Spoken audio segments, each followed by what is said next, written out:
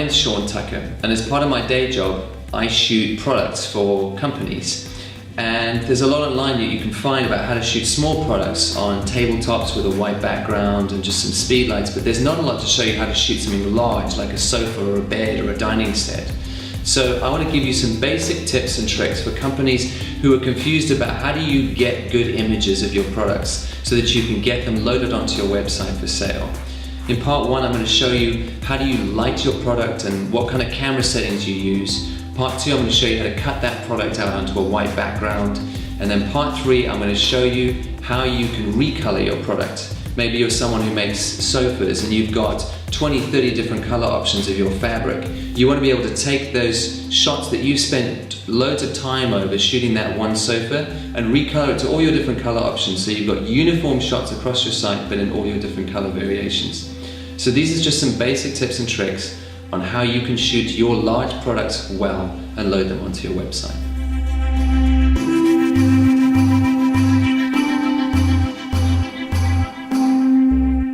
Okay, so in the first episode we've shot our product on a white background in the studio. We've worked on lighting a little bit and we've got our camera settings correct. And now we're going to bring the images into the computer and we're going to go through them. We're going to select images, change some levels and balances on it, and then we're going to export Cutout onto a white background and use some of the drop shadow that we created with those lights to put back onto that white background, so it gives it some context. So here we go, we've got everything imported into Lightroom. You can see our images running down. You can see a lot of the lighting tests I was doing here where we were turning lights on one at a time where it was slightly bright. The one I want to look for is with the grey card in it, which is here, image 10. And if I go into this image and then I move from library over to develop here at the top, and I just select this this eyedropper tool, which is our white balance selection tool, and I just want to click on our grey card here. Okay, you can see, so it takes a lot of the yellow out of the image. We might not have been able to see it with the naked eye, but actually that image was way too yellow, and that could be anything. It could be to do with the camera, it could be to do with the lights, but that grey card just ensures that we snap everything back to the color that it should be. So once we've got that first image correct, we're going to go back over to our library. We're going to hit Command or Control on a PC and A. That's going to select all our images. We're going to come down here to Sync Settings. Let's just go check none, and then we only want white balance checked. I'm going to come down here to process version, which means it's going to take the white balance correction we've just made and apply it to all our images. If we hit synchronize and give it a second, you're going to watch these images start to change, and that's going to make sure that our color is more true than perhaps it would have been otherwise. That's just dialing through all over there. You can see them slowly starting to change down that list. There we go. Okay. So while it's doing that, let's just hit Command and select one of these images. We want to go through and we want to just select the images we want to edit. Not everything in here is obviously stuff we want to edit. There's a lot of tests in here and the rest of it. So let's just use our arrow keys and cycle through and have a look which are the ones we want to use. So we only want to go after this black frame because that's the one we used just to test that none of the lighting in the room was affecting our product. 15 looks pretty good. So let's select that. Obviously you can change your thumbnail size here at the bottom if you want to just zoom in a bit closer and see what you're looking at. But this should be fine. I remember pretty much what we shot. So 15 looks good. That gives us our kind of 7/8 shot with a bit of an angle to show off the shape of the chair. We had a front-on shot and I think 20 looks good. Okay, our legs, we started off a bit dark and I moved around, dialed the light up a little bit. We'll probably have to bring it back down a bit, but let's just select this one for now. Let's rate that one 4. And what I'm doing is each time I like an image that I want to edit, I'm just hitting 4 on my keyboard, and that gives it a 4-star rating out of 5, just a way to select which images I actually want to work on and not. So 28, I'm going to hit 4. Like 30, I'm going to hit 4 there. These corners, just to show off those brass studs, maybe 35 is good. Usually the last image in a batch is the one where I got the lighting dialed in by then, so that's usually where I'll have a look, and if it's not correct I'll look at some of the others. I've just shot the back on 39, which is quite nice just to give it, I like 38, slightly less exposed. Star that 4. 43 looks good, and 45. So that gives us a selection, hopefully the best versions of each of the angles that we took. If we come down here to the bottom right corner, and if I just go to filter here and go down to rated, that's just going to isolate the images that we've rated. Now we've got a few duplicates in here. We've got say for example 4 and 8 are showing the same kind of thing, and I prefer 4, so let me just select 8 and hit 0, and that's just going to rate it to 0 and knock it out of that pool. And 5 and 8 are also looking very similar, so let's just select, I think I prefer 8 just because it's less exposed. Nope, I prefer 5.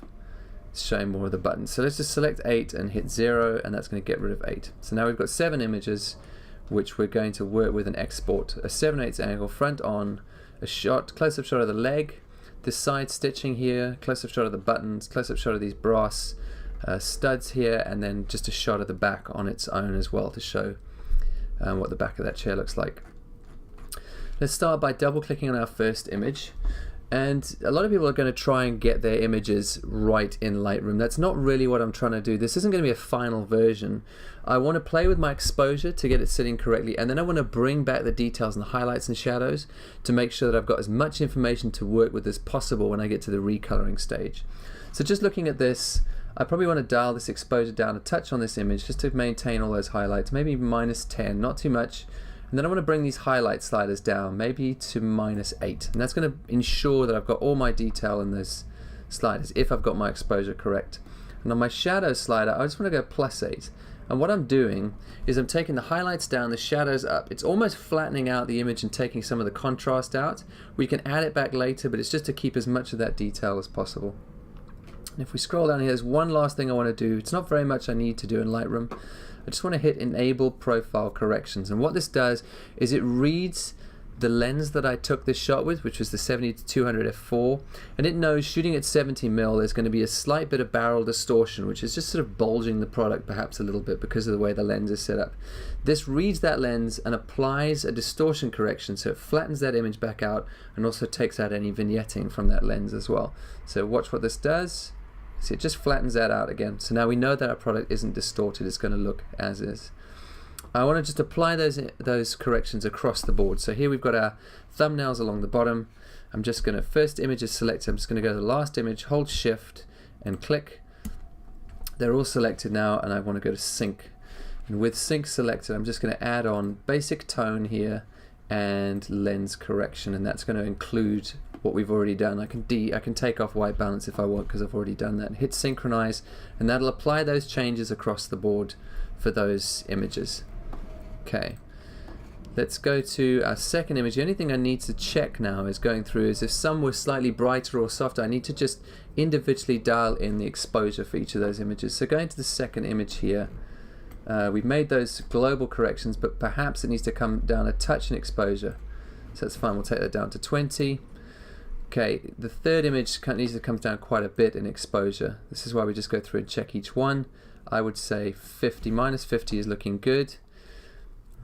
I think the fourth image, maybe a touch as well. We want to also see good separation with that background. That's looking good. I think 5 is looking maybe a touch over as well, -20. It's looking better. Okay, that's looking good. The sixth image here is looking good.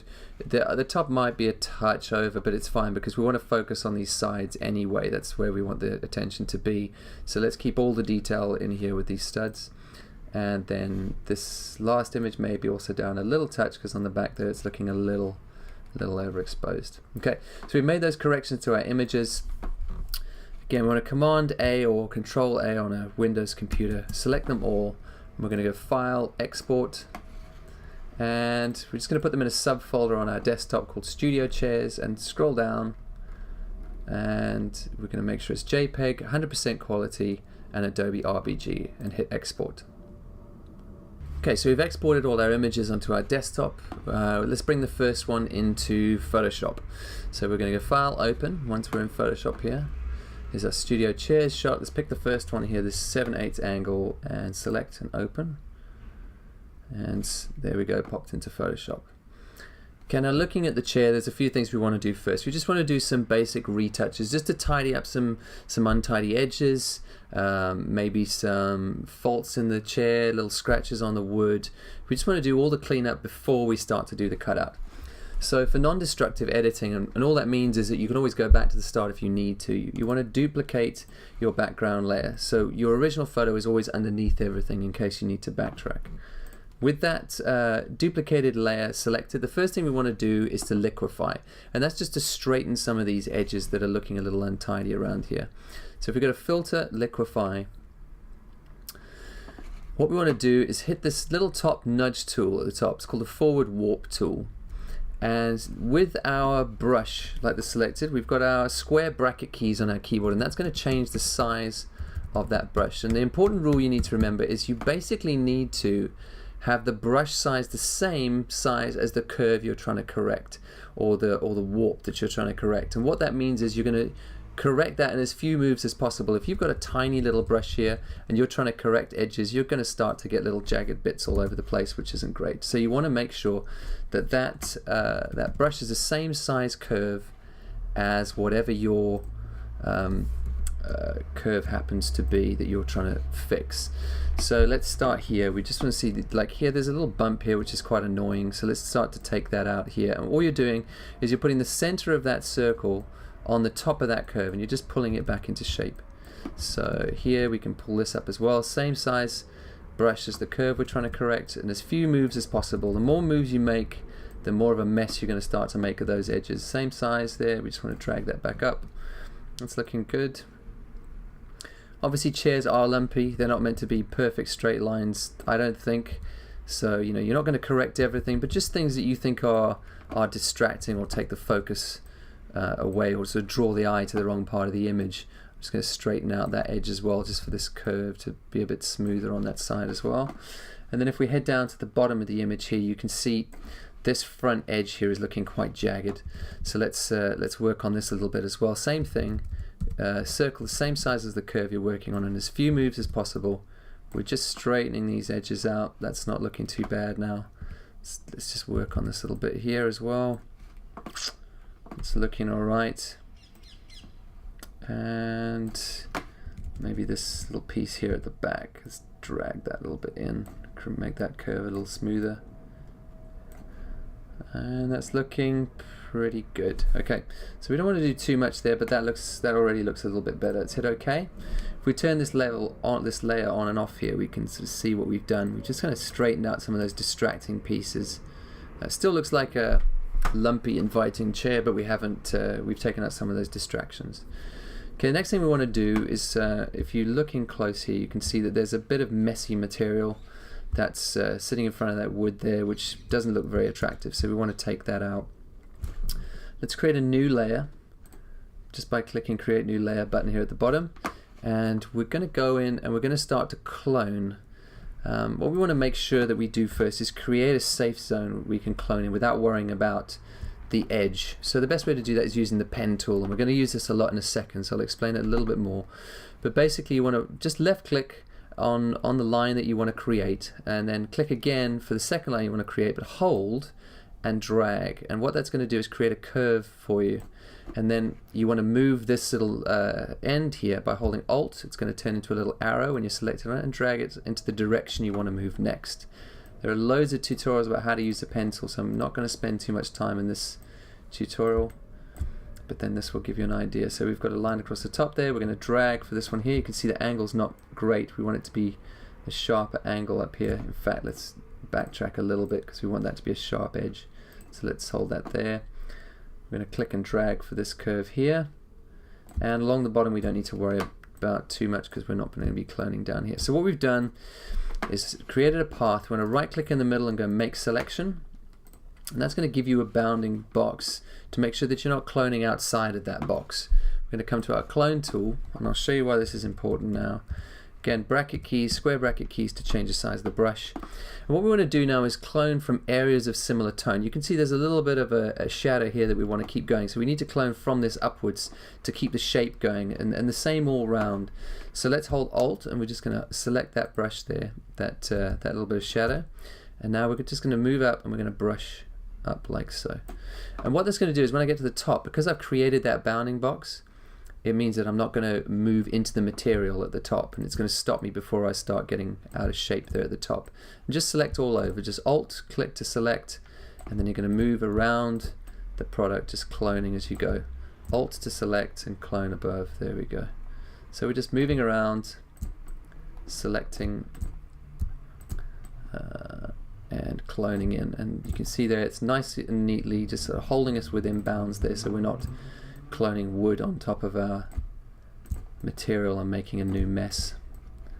Make mistakes, don't worry, you're just going to go over it again. Just keep going around, just estimating as best as you can, trying to sort of hold the shape or tone of that wood as best you can. Let's start over here, and it's starting to look a little bit better. Don't worry about the little mistakes we can see. Again, right here at the edge, we want the highlight there on the edge to meet the highlight at the top there. You can see I made a little mistake here, so just let's head back and try it a little bit neater. There we go. Okay, and if we zoom out a little bit, we can see we've got a little bit of a funny shadow going on here. Let's just select a big brush. We've got a nice soft edge on this here. You can see it's at 0%, so it's nice and soft. It's not going to affect us too much, and what I think I'm going to do is just clone from here and drag across there and sweep. Okay, so that's looking a lot better. What we can do is if we turn, let's just Command D to deselect that and turn that level, that layer on and off there, and we can see what we've done. We're not going to worry too much about these bits sticking over into the white because we're going to cut that out anyway, but we can see over that wood there, it's now looking like a nice, neat selection by that fabric. If we scroll across here, I think this other front leg here had a similar kind of issue, so let's go in here and do the same. And I'm just going to speed this up for time's sake.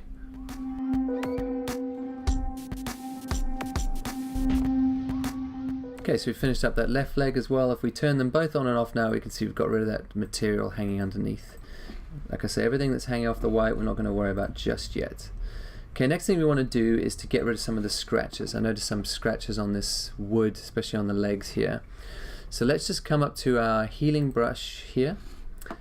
Tool, which is on the left hand side in our toolbar, and we've just selected a new layer as well, so we're doing everything as far as possible on a separate layer, so we can always go back and fix if we need to. If you want to be fastidious about it, it's probably a good idea to label what each of these layers are. So we'd call this one cloning, and we call this layer 2, we call this healing brush, just so we can keep a track of what we're doing. And if I could type, that would be helpful. Okay, oh, I think you know what I mean. So there we go, we've got that all selected. We're going to come down here, you can see this right on this lip here of this turned leg, you can see that it's got a bit of a scratch there. So just with our healing brush selected, we're going to, for some reason it's not giving me the circle around this brush. I don't know if you get this problem as well, but we'll still be able to use it. And usually there should be a circle around this icon. Maybe someone could put in a comment why this happens. But just with a small brush selected, we're going to hit Alt over here. We're going to just brush over, just from a similar area we're cloning from. And it's sort of like a clone, but instead of cloning everything, color and everything else included, it's just taking out areas of big difference. So here we can see the scratch here. We're going to just select from here, and we're just going to brush over that scratch. You see it's going to disappear and blend back into the background. Here on this leg, we're just going to take that again from a similar area of tone. We're going to Alt select there, and then we're going to get rid of maybe this little scratch here. Alt select from here and just brush. Okay, that's looking alright. And we're going to head across to the other leg where I think there was some similar issues as well. Yep. So here we're going to Alt select here and just brush over that scratch there again. This healing brush, same on here. Similar areas of tone. Let's scroll up a little bit. Okay, we've got a little bit here, and then if we scroll across, we've got quite a big one here, and this looks like an imperfection in the wood, but it's worth getting rid of as well. So I've just made my brush size slightly bigger. I'm just going to brush over that as well, slightly smaller, and we'll get rid of this last little bit here as well. And that's looking better. So this would work for fabric mistakes you've got as well. If you've got a tear in the fabric, you can probably either clone to fix it from an area it's exactly the same, or try this healing brush technique. So we've done some of the retouching that's necessary now. It's looking fairly good, and we're going to go ahead and do our cutout now. So to do that, we need to hold Command, Alt, and Shift and E if you're using a Mac. Otherwise, it's going to be Control, Alt, Shift, and E. And what that does is create a stamp visible layer, which means it takes everything you can see, squashes it into one flat layer, and puts it above everything that you're working on. So this layer 1 now is now our stamp visible layer. And this is what we're going to use to cut out our actual chair from. So just so that we've got something to work with underneath, we're going to go down here and create new layer and create a solid color layer of pure white. And the way you can double check that is there should be 6 Fs in your hex code here. All your RGB values should be 255. Then you know it's going to be pure white across the board. You can hit OK and drag our stamp visible layer above our white layer. We're also going to have to create a drop shadow later, so I want to create a duplicate of that stamp visible layer as well. So now we're sitting with 2 stamp visible layers above a solid white layer. Let's turn off one of those layers, the lower of the layers. That's the one we're going to save for our drop shadow later, and we're just going to use this top one for our cutout. So let's come across to our pen tool again. It takes time to work out how to use the pen tool. You're going to start slowly, that's absolutely fine, but like I say, there's a ton of tutorials online about how to use it, but it really is worth taking the time to learn how to use the pen tool. It's better than your magic wand selection tools and your lasso tools. You're always going to have a bit of fringing, which is going to be unpleasant, and you're not going to have the control that you need to be able to cut it out cleanly, so it's best to work out how to use this pen tool. We're going to just hit a starting point here and create a node by left clicking there, and then move along a little bit, and we're going to click and drag to drag our curve out. And then I'm just going to hold Alt and grab this little point here with the circle, and that's going to just head off in the direction that I want to go to next. And I'm going to move around the product, just clicking and dragging and redirecting where I'm heading to next with that little circle, and just hold, click and drag. And then if I've made a little mistake, if it needs to be a slightly bigger curve, I'm going to hold Alt and just bend that curve back to where it needs to be. If I make a mistake with the node and it's way off over here, I'm just going to hold Control or Command, and I'm going to pull that back on. So you're going to head round, just take a little bit of time, because this is an important part of the process, and make sure that you're cutting your product out as cleanly as you can. So again, just go on, have a look online, find a pen tool tutorial, and make sure you take the time to practice and get really good at this kind of path creation is what it's called. It's going to give you a nice clean cutout when you get to that stage. So rather than watching me do this for a while, I'm going to speed this up for you as well.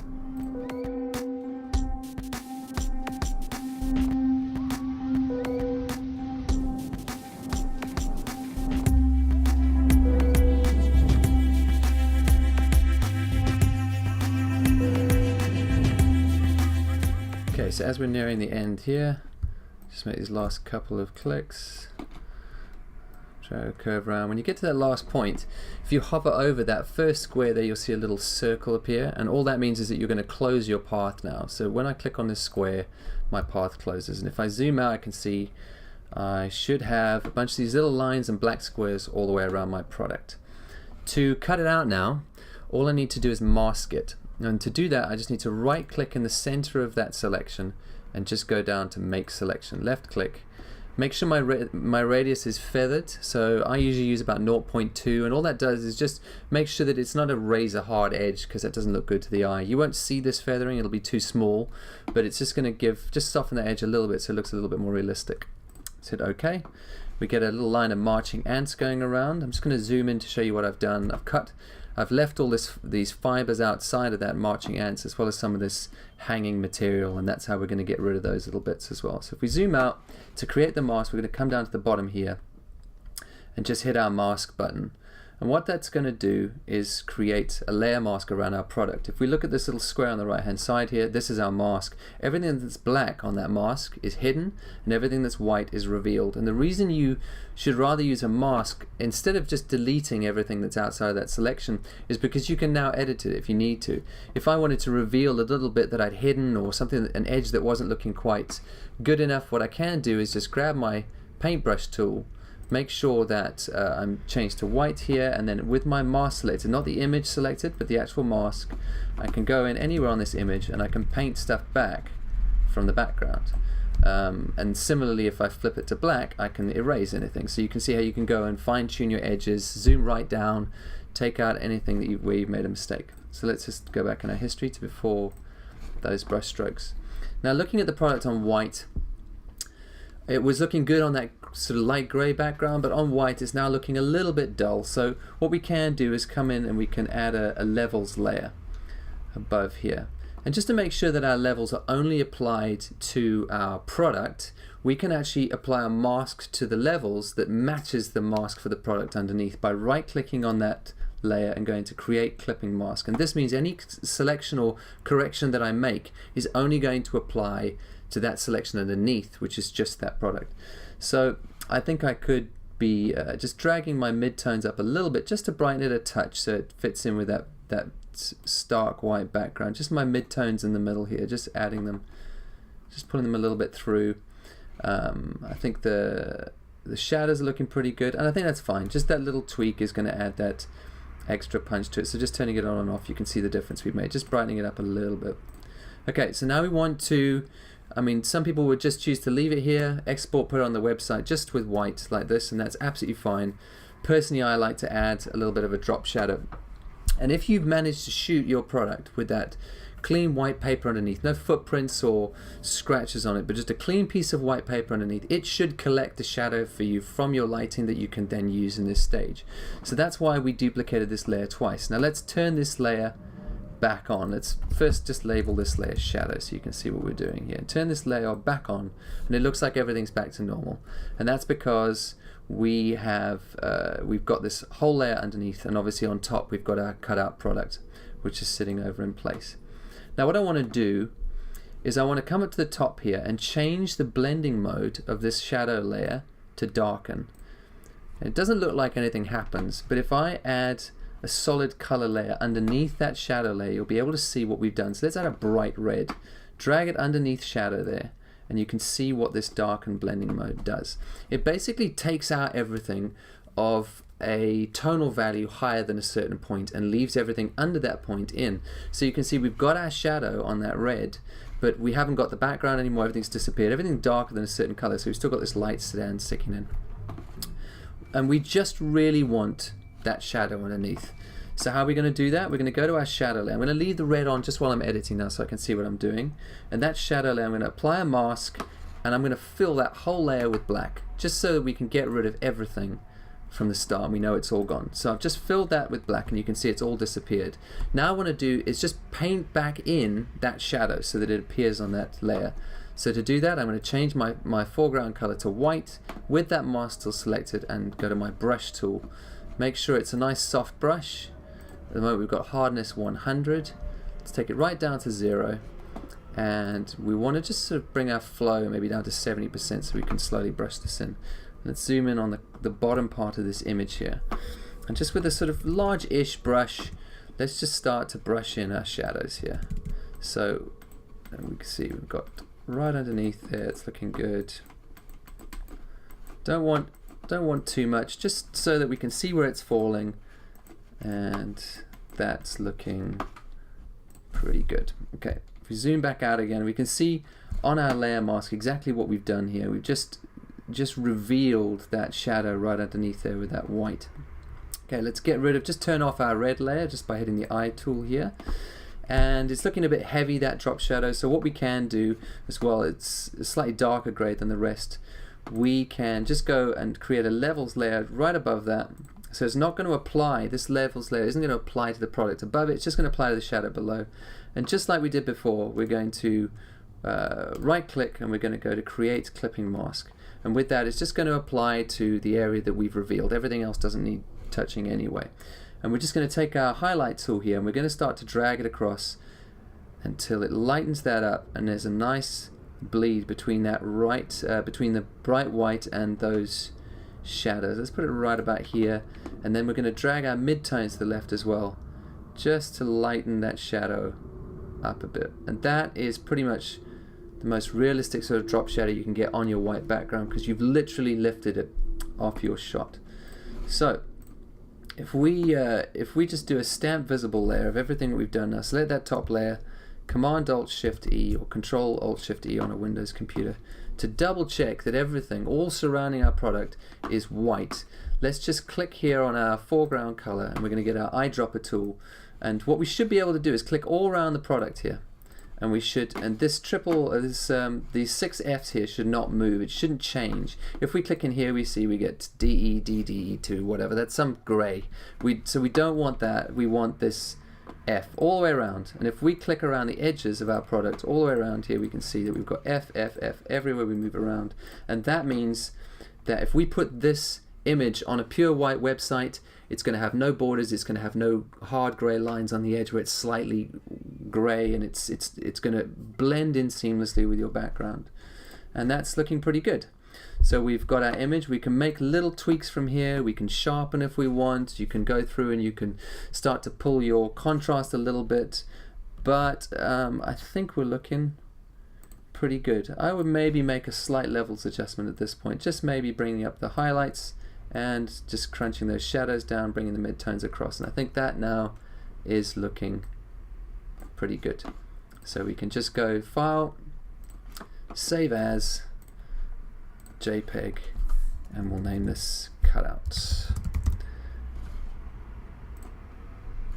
And that is pretty much ready to go on your website. You may need to resize for your particular site, but that I think as an image is going to work nicely as a product image.